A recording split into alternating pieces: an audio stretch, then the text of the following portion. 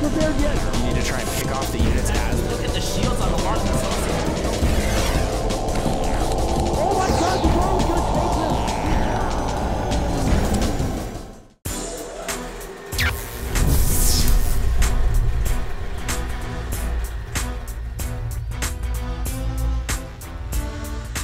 What's up, everybody? This is Pain User. And this is Cat's Pajamas. And we are back at you guys with Game 2 between 6Jack's DDE and Fnatic MSI's Fenix.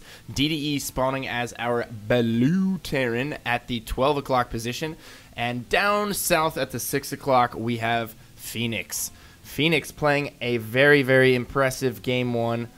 Able to maintain a superior tank count throughout the entire game and was able to pick off tanks throughout the entire game. And really, that is so important in TVT. If you're able to not only outproduce your opponent in tanks, but you're able to diminish his tank count on the same note, you know, that really told the story of the game. Because at the end there, he just had so many more tanks. No, absolutely. And the really interesting part to me, too, was that DDE didn't do a lot as far as trying to do little harassment or drops or things like that to try and work his way back in economically. He kind of just lined up for a big engagement or drove everything down to the 4th. He managed to take out the 4th, deny the economy on the 3rd, but he had no way to counter the units that were coming at him from Fenix whatsoever. He didn't have a prayer of stopping it. Yeah. And Fenix just steamrolled through all of his bases. Man, you're messing with my Jedi mind tricks. I thought you were going to say overt harassment, but it didn't come. Aww. Just the harassment. You know me too well. It's okay. I'm trying to throw you off.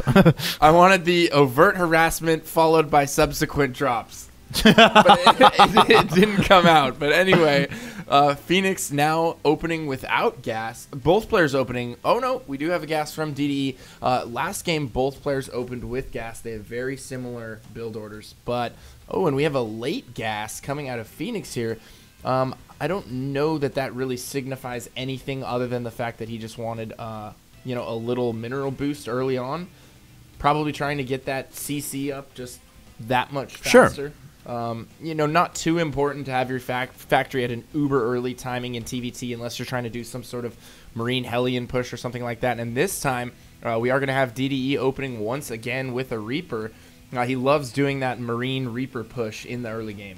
Yeah, and it can be effective, but he didn't really use it to its full effect last time around, so I'd like to see him keep it as a delayed scout a little bit more as well. I think that through a large part of it, even though he knew his opponent was going to that Marine tank build, he didn't really know how many factories there were. He didn't really know exactly what was coming at him, and it seems like he just didn't want to keep that back and use that as a delayed scout. So we'll see.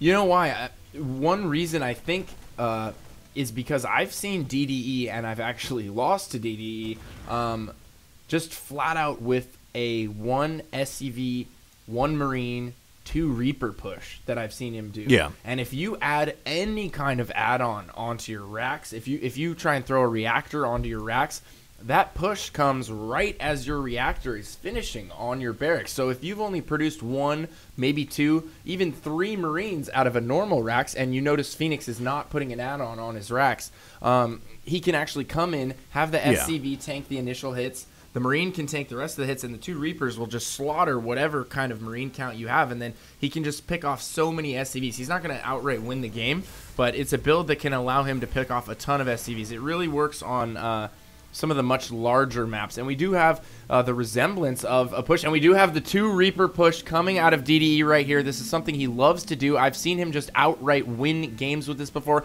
with the 2 SCVs to screen hits as he comes up the ramp, and that is what really makes this build so effective. And it looks like he is going to get spotted by a Hellion right here. That Hellion taking tons of damage, immediately goes down, and we do have 4 Marines from Fenix, and those are going to have to seal the deal here. I don't know if these Reapers are going to be able to do as much damage as I thought they were. He will kill all the Marines, and he's definitely going to be able to pick off a few SCVs here. Yep, absolutely. Oh, but the Hellion comes out, and that does stop the pressure there out of DDE, so DDE loses that, but not before he kills a ton of Marines and a couple of SCVs as well, along with denying the command center there out of Fenix for a while. Now, interesting to note, while this was going off, DDE did put down second gas before, actually he dropped down his command center, then put down his his command center, then put down a factory, and he is going over to Marine tank build after that. So interesting to note there.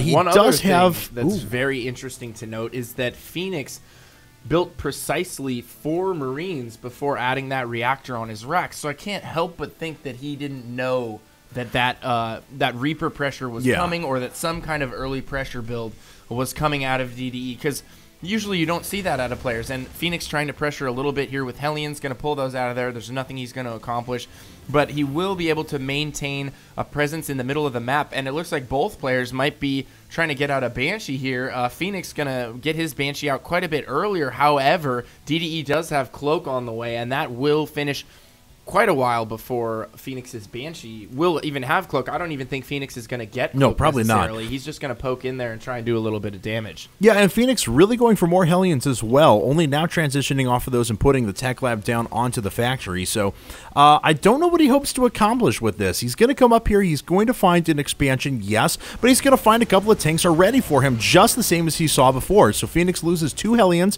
only takes out 1 Marine, does get the scouting information of another orbital command in place, but I figured that he would have thought that was coming anyway with the dual Reaper build that came at him before. So, DDE with Banshee number 1 about to make its way up. Here comes Fenix, though. Banshee is making its way in, does manage to pick off a couple of SCVs right away, and the next SCV does manage to make its way in. Always oh so annoying whenever you're harassing, and looks like, wow, actually DDE is going to have to try. Okay, here's what he's doing. He's going to try and drive this Banshee off however he can. He knows he's going to suffer some losses. What he's hoping is that his counter Banshee, especially with the Cloak, is going to equalize this amount of damage and catch him up in everything he loses.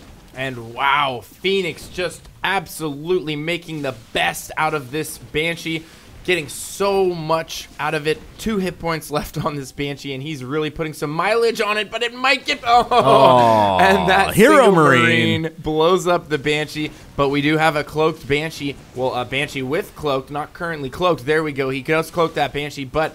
how far are we away on the orbital? There is a scan indeed on the main orbital, and he might be... No, not quite going to be able to kill that Banshee, and that is the pits in TVT when you scan, and it is able to just eke its way out of that scan range and start to take out all your SCVs. Super frustrating. Not going to be able to get that turret up either, so this Banshee is just going to have free reign. Gets taken out by the scan from the natural there, so the Banshee finally does get taken out, and relatively even. Yep, absolutely. That Banshee came back and actually got 9 worker kills there, whereas it looks like Fenix is able to get 12 with his, so not a terrible loss there for DDE. Did equalize a lot of that, and he's swinging in with another Banshee because he invested in Cloak. He's put more resources into this, and he needs to do a little bit more damage to equalize what was lost before. Fenix, on the other hand, though, was going to push up with a pretty good size force. This is actually going to do pretty good damage, and he's going to sit siege up here and start attacking this production. So DD gathers up his forces. At the same time, he's moving back and killing yet more SCVs. He has already killed another 5 SCVs, gonna get himself a 6, and he'll be able to get some down here at the natural as well, flying back. At the same time, looks like DD is going to lose a barracks, but this doesn't really matter to him until he can get those units elevated up there. He's more worried about the amount of damage that he's doing with this Banshee, which is just not being countered at all. Yeah, there's not really much he can do about it. He brought both of his Vikings with the push. They are spotting onto the high ground, but Fenix has managed to work himself into that sweet spot, and we should really keep an eye on this because it's only a matter of time before DDE tries to break this. One thing that Fenix has going for him is he's in an amazing position right now, and it looks like DDE is going to pull about 4 SCVs here to try and screen. I don't know why he's not waiting on the SCVs. There we go. Now the SCV's headed in, and he is going to be able to clean this up with relative ease, losing virtually nothing. I don't even know that he needed those SCVs. He has lost a little bit of his production, so it's going to take him a while to get his production back in line, but 70 to 51 supply right now. DDE just looking in tip-top form, ship shape, very sharp. His TVT right now looking solid. However, he did do a lot of damage with those cloaked Banshees, and that is really what's allowed him to get so far ahead in this game. Should Fenix have invested in Cloak, I think we would be looking at a very similar situation. Yeah, because DDE had no sort of infrastructure for detection down. DDE knows he's at a huge advantage right now. Pushes in, takes out the last tank. He's going to be able to take out these Vikings as well, and he'll be able to use this Banshee to give him vision of the high ground, doing a lot of damage already to the siege tank. Fenix. Nope, all the rest of the SCVs pulled. GG's right away, has to leave the game. And that was really just a matter of losing his entire push right there. I think he just overcommitted a little bit. He did get to that sweet spot, but keep in mind, he only had 2 tanks and about 10 Marines. He really didn't have the army to start elevating. In that position, you want to be able to elevator into the main and eventually kill all of his production, prevent him from producing units for quite a while, and that eventually allows you to win the game.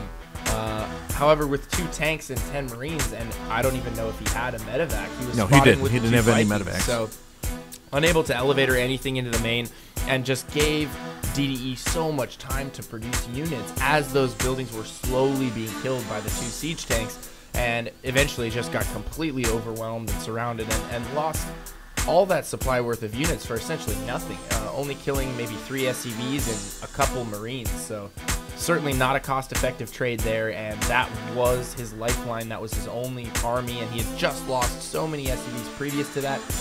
After losing that army, that was really all she wrote. Yep, absolutely. So DD does manage to type the set. Sends us to the rubber match game number 3 of this best of 3. Don't forget, guys, this is still winners round 1 of IPL Season 2. We're going to bring the next match to you guys in just a second. Stay tuned.